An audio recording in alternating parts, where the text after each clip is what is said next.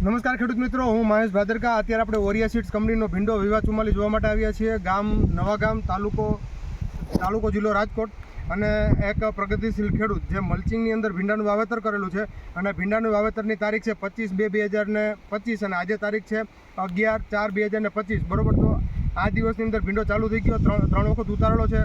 અને આપણે જે ભીંડાની ખાસિયત છે એ આપણે ખેડૂત પાસેથી જ લઈ. રામ રામ. આપનું આખું નામ? કલ્પેશભાઈ પરબતભાઈ સોલંકી, નવાગામ, તાલુકો જિલ્લો રાજકોટ. ઓકે. અત્યારે આ જે તમે ભીંડો વાવેલો છે વિવા 44, તો તમે કઈ જગ્યાએ લીધેલો છે? લોધીડાથી.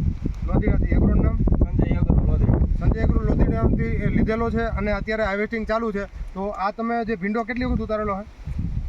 બીજી વાર ઉતારેલો છે ને. તો તમે સિંગની ક્વોલિટી તમને કેવી લાગે? High class super. High class છે ને.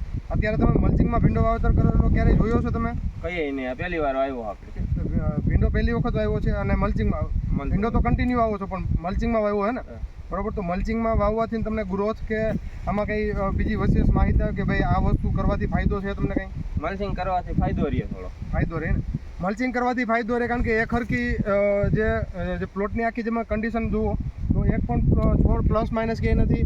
ઉતારો અને ગ્રોથ તમે સારો, અને ઉતારાની જે સિંગની ક્વોલિટી છે એકદમ એક સરખી નીકળે છે.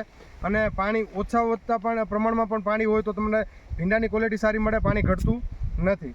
બીજી કાંઈ તમારા ખેડૂતને કહેવા જેવું? ભીંડો વાવવા જેવો, એમાં કાંઈ ન ઘટે. વાવવું હોય તો મલ્ચિંગમાં વાવવું હોય તો મલ્ચિંગમાં વાવવાનું. ઓકે.